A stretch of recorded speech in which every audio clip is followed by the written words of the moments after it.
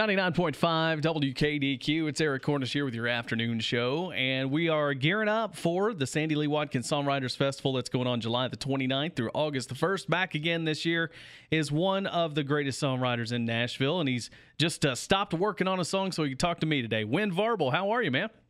Woohoo! Doing good, Eric. How about you? Doing good. I hope you keep up that energy because I've been talking to Kerry Kurt Phillips, and he's talking about maybe getting you in here early so you can co-host the morning show. I know how you do in the mornings. Yeah, well, last time it was pretty early. Yeah, it was. And they got you right up out of bed and in here, didn't they?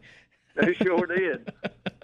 Well, I tell you what, since last year, I mean, we already know about some of your huge hits. I mean, you've got Waiting on a Woman with Brad Paisley, and you have one of those weird senses of humor where you can get really serious, but you can get really funny too. And you kind of did that with a guy named Garth this year with two cuts, both of which couldn't be any different from each other. Yeah. Well, actually, there were three. I had three on the record, and they were all very different. You did have three on the record. Okay, now the two I'm thinking about, of course, is Mom, which I absolutely love. Yeah. And then Fish was yours, right? Yep. Okay. Yep. What was the other one? I had one on there called Cowboys Forever. Oh, yeah. A good one, too. Man, so you had three that were all much different. Three different, corners of the spectrum almost, Yeah. So, he went everywhere with that record, I reckon. Well, I got to tell you, Mom, my favorite song of the year, and that's one of the things, definitely, if you come in here, we got to get you to play here in the studio for us. But man, I'll be proud to do it. Man, I think that song it touches everybody because as far as I know, I'd say most people in this world have a mama. Yeah, you're right. I think you're right. The odds are with us on that one. So tell me where did that one come from, and about tell us about the process of writing that song. Man, me and my buddy Don Sampson, who's also coming up there, we got together at my cabin one day, and we got to talking about, he's got kids and I got kids, and both of them got moms. Our kids both have moms, and somehow we got to talking about it, and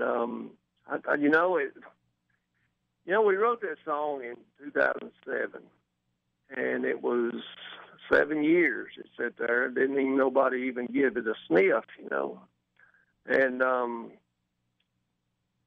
don't remember exactly. I know we got to talk about moms, and we wrote this song. And we demoed it, and we thought it was really good, and really, because we wrote it, about our moms, of course, it sat on the shelf for 7 years, and one morning I was in there.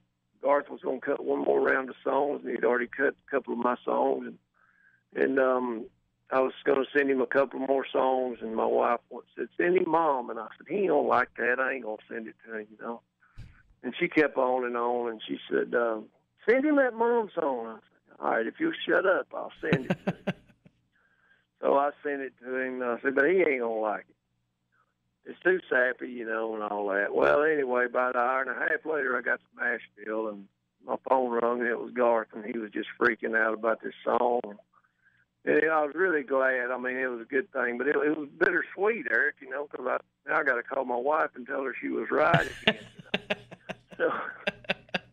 That is a tough thing to do, but yeah. It's weird that that's how it works sometimes in the songwriting business, I guess, because you write something and it's out of your brain and Don's brain, but when Garth sings that song, I mean, that is a Garth Brooks song, and it's funny that you don't see that going in, but I guess now looking at it, it's like, wow, yeah, that is a Garth song, huh?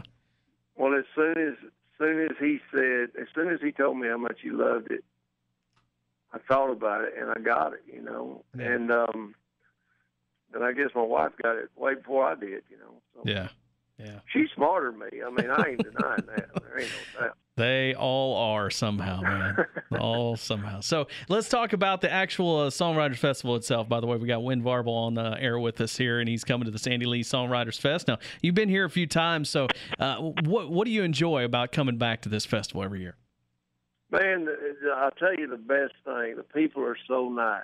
I've met so many nice people up there. And we go do these festivals in other places, and people are nice, but they're just, there's something about up there in Henderson. They're just daggone They're nice. I mean, they're real appreciative about us coming up there, and that makes it worth coming and doing. I mean, we do it for our buddy Kerry Kurt, but when we get up there, it's all worthwhile.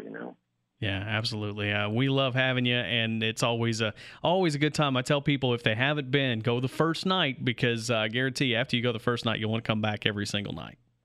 Yeah, that's right. It's going to be a good time, and we appreciate everybody that comes out and sees the shows. Now, there's going to be over 30 writers that have written some big songs in Nashville, like the ones we've been talking about. So make sure you come and see them. Go to sandyleesongfest.com to get your tickets for that. Wynn, thank you so much for calling us today, and we'll look forward to you and try to get you on the morning show with Leslie the week of the festival, okay? Okay, bring it on. All right. Wynn Varble here with us on WKDQ.